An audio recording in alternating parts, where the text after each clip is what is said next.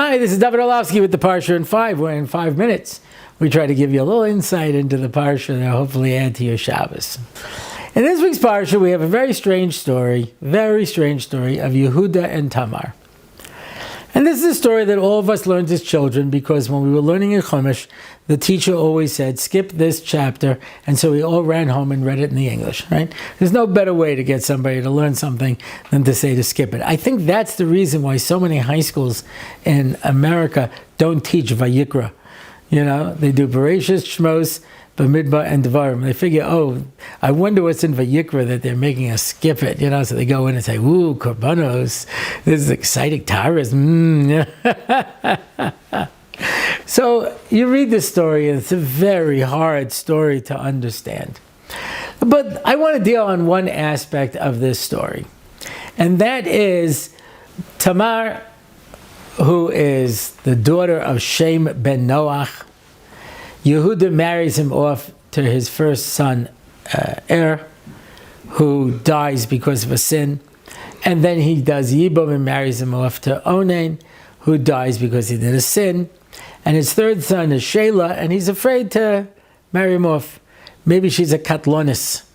You know, if your husbands all die, so then you have to be afraid that there's something about you that's killing your husbands.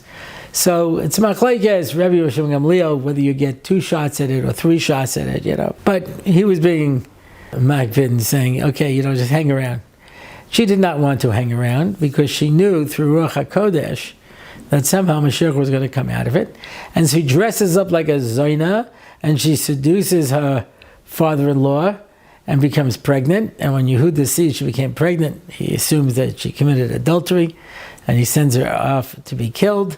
And she sends his walking stick and his signet ring and says, this is the father of the child. And he goes, oh my gosh, that was her. And Tzadka Mimeni, she's greater than me. And from here comes the 2 twins, one of whom eventually becomes the father of Dovid HaMelech, and then eventually Mashiach.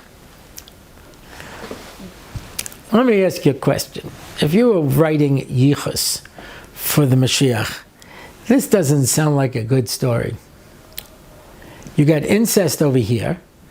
On the other side, he comes from Rus, from Moab, where Lot slept with his daughter to the point that she named him Moab, comes from my father. You know, sometimes you see parents, they say to a kid, they go, oh, you're a little mamza. But you don't actually name your kid mamza, Moab.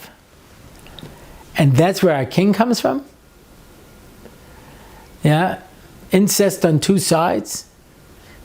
It seems like a bizarre story. And the Chazal say, because you cannot become a leader unless you have a skeleton in your closet. Because when you become a leader, it's power corrupts, and absolute power corrupts absolutely. The more power you have, the more difficult it is not to use that power in nefarious ways. You have to be very careful. You have to be a very honest and controlled person to use power properly. Dovid HaMelech, who also had the story with Bathsheba, throw that one in. And whenever he'd be giving a shir, the Gemara says, someone would interrupt and say, excuse me, David, can I ask a question? I know it's not on the topic, but what's the punishment for a person who sleeps with a married woman? He says, death, but he has a place in the world to come. But if you embarrass somebody in public, you don't. And David had to put up with this his whole life. Because if you're going to have somebody like the Mashiach, who's going to be a king, who's going to have all of this power, then you have to have a few skeletons in the closet to be able to point to and say, don't get too carried away with yourself. So yeah, although it seems a little counterintuitive, this is the yichus that you need to be able to bring out somebody as powerful as the Mashiach. And Mitzvah Hashem, he should come b'mehera b'yameinu. Everyone should have a good Shabbos.